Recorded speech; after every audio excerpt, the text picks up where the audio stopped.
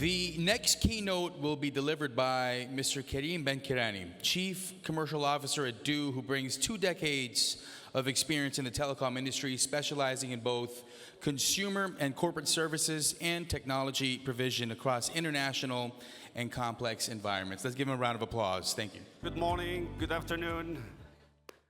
What's a great pleasure to really come after 2 big leaders panel discussion. So I count during the session since the morning how many times we said the word innovation. More than 100 times. More than 100 times we are speaking about innovation. So what I want to take you through today is how really the telcos innovate in the past, zoom a little bit on the journey, and also share a little bit of the journey when it comes to the innovation part. Just to build on what Sultan Osman was saying, telcos, most of the innovation came from technology, but there were no really disruption when it comes to business model. So I will leave you in the end to really have your position. Are we having a success story as an industry, or we failed completely when it comes to the innovation part? 5 convergent forces are redefining how telco competes and operate and disrupt. So the first one is definitely the customer. Digital native customer. We have an average in every single household worldwide, 15 devices connected. And I think as a telco, we will have maybe an average of 25 devices connected. In the next 5 years, there will be 75 devices connected in our household. So you are already connected with your car, connected with your washing machine, coffee machine. It's going to be the fridge, it's going to be everything. 75 devices connected in the next 5 years in every single household. Competition. Today, we can see that 3 operators, 3 MNOs in the US, 3 MNOs in China, 38 MNOs in Europe. Definitely, we are expecting a consolidation. When it comes to Europe, it doesn't make sense to have 38 operators in 350 million population continent. And we are going to see more kind of a global MVNOs with the eSIM coming to the picture, disrupting the roaming experience, and then really providing a kind of a seamless experience when it comes to the roamers. On the technology side, we will see more investment on the IT. Definitely, we'll continue investing on the infrastructure, but I think IT with definitely the AI is going to be also a part of the spending, and is going also to challenge our P&L and mainly the bottom line. Suppliers, it can be hyperscalers, it can be OTTs, it can be, today we can see a lot of value went from our space as a telco into those OTTs. And this is what has been said by all the panelists before me. But I think definitely there is a role to play, but we believe innovation is definitely was driven by technology and not driven by disruption of the business model. On the regulation side, we are heavy regulated sector, and definitely all the regulators are trying to support, to facilitate, but I think we did not reach the flexibility all the other I would say, players in our ecosystem flexibility, and this is also one of the challenge and one of the forces which we need to really cope with. So when it comes to just few numbers, in our telco industry, when you ask the telcos from a strategy, from the vision, 67% are putting innovation in the top 3 strategic priorities. No doubt, everyone, almost majority, 2/3 of the industry wants to innovate, putting the innovation in the center of their strategy. But 60%, or more than 60%, they are not satisfied with the outcome. So you invest, you put money, you put resources, you bring partners, you try, but the outcome is not really there. Then you have definitely, when it comes to the outcome, 60 to 80% are really failing to generate really value. And also, we fail to see all the venture capitals we have been created, if they can deliver more than even 1x, but reality is less than 1x. So our journey is not that rosy, but there are 3 cases which I found out is really good to highlight, very successful. And I'm trying to take more lesson learned from those 3 cases. The 917, which I had the privilege to visit in Philippines, which is the Globe operator, they managed to create a separate business unit, fully independent team with telco and non-telco background, and they managed really to create value. And I think fintech business model was there, health tech, ad tech, a lot of business model were born from this 917 venture. And I think one of the takeaway is the freedom, independency, flexibility, and definitely more entrepreneur type of mindset. The other one is Telefónica, the venture builder. So the same here, they are successful by releasing few models when it comes to AI, more IoT use cases. They were quite advanced when it comes to the gaming in the B2C space. So I think this is also, when I look at the common denominator of 917 and Telefónica is the same, so separate business unit, separate team, separate operating model, and making sure that this team has the freedom to really experiment and build on really kind of experimentation culture. T-Lab is another one from Deutsche Telekom, so which is also another success story. So very successful when it comes to the quantum network, security side, and AI. So those are 3 cases which I believe it's worth to zoom in and really try to take a lot of lesson learned. But unfortunately, the majority, they were not really successful. So what we really have done in Do. So last year, we tried to frame the innovation operating model in a way that it's become really visible for the entire organization, to make sure that we can measure the success and we can also learn from the things we failed in. The first thing we start looking to is how the automotive industry are dealing with really the innovation. We start looking also to the success stories from telco, how they are successful. And we came to the conclusion that we need to build our Do Innovation Center, we need to have a dedication team, and we need to make sure that we produce a proof of concept completely outside our IT factory and the business as usual ecosystem. And we managed in 1 year to have 52 use cases presented, showcased to our customers who comes and they see the POCs, they give us insights, and 4 out of the 52 are productized.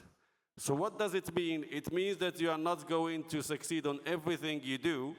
You need to be able to fail fast, definitely, but failing fast means that you need to accept a ratio of 4 out of 52 use cases where you spend money, you spend time, you brought a lot of partners, being Huawei, Nokia, Cisco, Chamber of Digital Economy, so governments, and then also different entities to make sure that you can build more integrated solution and then really present it to your customers and collect the feedback. And we did a quick benchmark, definitely BMW, they released 40 out of 50, so this means they are quite successful and their conversion rate is very high. I think Telefonica, it was 15 out of 25. So I think, but for us, this is the beginning of our journey, so we managed to productize 4 out of the 52. So I'm going to take you through the 4 use cases, which I believe are more disruptive and more business model driven, rather than really technology driven. So here, we see the innovation, let's say, in two dimensions. Either you innovate on behalf of the customer by being a product organization, which is the kind of Apple, and you start to create a need for the customer, so the need which is not exist, and you create it. Or you look at to the segment inside, and you see what is wrong, what are the problems, and you try to innovate and by solving this problem. So we are more in the second dimension, trying to look at different segments and see what are the gaps and how can we innovate and close those gaps. So the first one is the 5G+. So everyone is aware that DO is one of the early adopters when it comes to the 5G Advanced, 5G SA, and we were waiting for the latest phones who are 3CC enabled. So they are, in 2025, the new phones are 3CC enabled. With this, we were able to launch our 5G+, which is a combination between these new phones, a new SIM card, which is an SI, a standalone 5G SIM card, and also at the same time is more on our advanced 5G technology, helping to bring a better experience. The maritime service. So the people, when they have a DO SIM card or DO mobile, and they are in vessels or private yacht, the moment they enter into international zone, they cannot make a call, they cannot receive any OTP from their banks, so they can use Wi-Fi if it's possible, but the mobile phone is not working, and we saw it as a gap, and we came with the solution there. AI video analytics, the same, so there's a lot of sensors and cameras around us in every single city and country. But how can we make sure that it's more productive, it's more real-time kind of data which can help really for safety and lots of other use cases? And APIs, so this is also one of the POC which helped us to really productize by listening to our customers and trying to solve certain problems. Just to zoom on this, on those 4 business models, as I said, on our 5G+, it's a new positioning which is offering a completely different experience to our customers, but this will require 3 things. So you need the new phone, which is a 3CC enabled. You need a SIM card, which is the 5G standalone SIM card. And of course, you need your network to be a really more advanced 5G network to make sure that you can provide a great experience.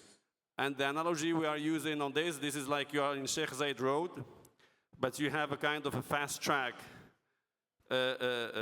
line. When there is a traffic, you can just move to the fast track and you can really get a priority to deliver a better outcome.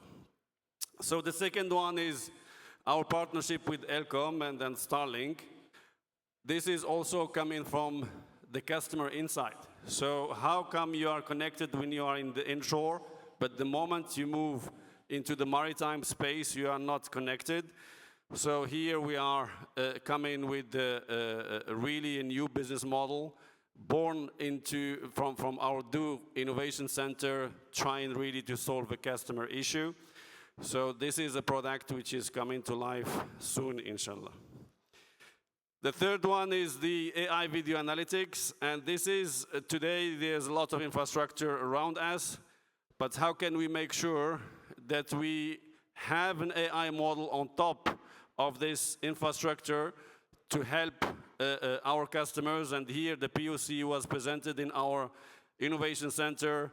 We got Dubai Police, Sharjah Police, Dubai Municipality, a lot of demand with a lot of insight, which really helped us to improve the POC and make sure that we have really something which is fitting with the customer need. And really the last one when it comes to the APIs, so we were not aware that the pharmacies are facing a lot of fraud. So we thought it's only the banks who are really facing a challenge when it comes to the SIM swap, when it comes to verifying the owner of every single mobile number. But we found out by showcasing this in our innovation center that there are a lot of other verticals or industries are really interested on the data we have and the quality of the data, and they are ready to really help us to monetize certain APIs. We also learned from our journey with this innovation center that we need to partner with our competitor. So when we provide an API to the banks to make sure that when customer is outside the country is not perceived as a fraud when they do a transaction, so we are covering only our base.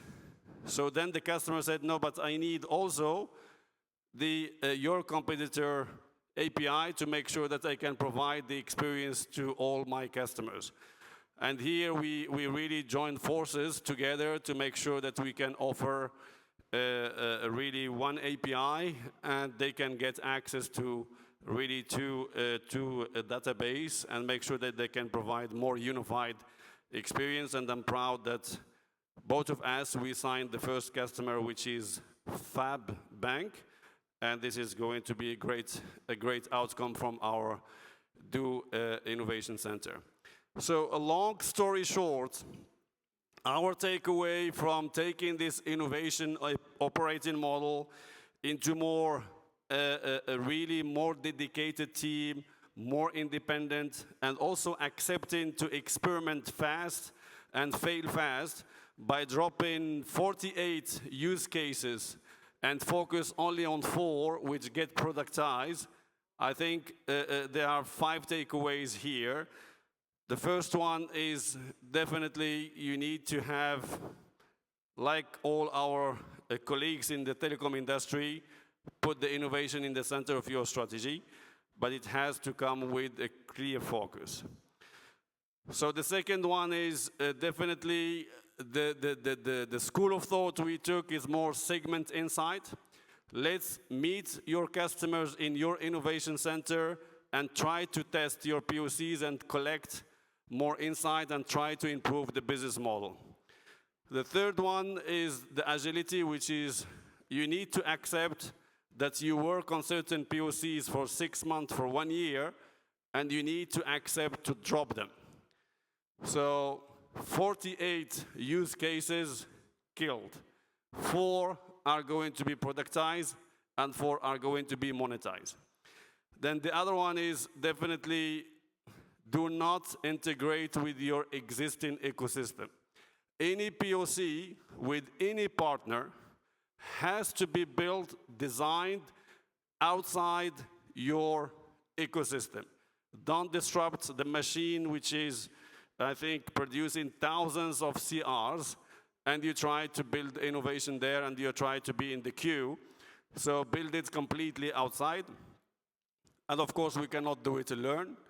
We have to be partnered with a lot of stakeholders to make sure that the innovation is more collectively designed and built by the entire ecosystem.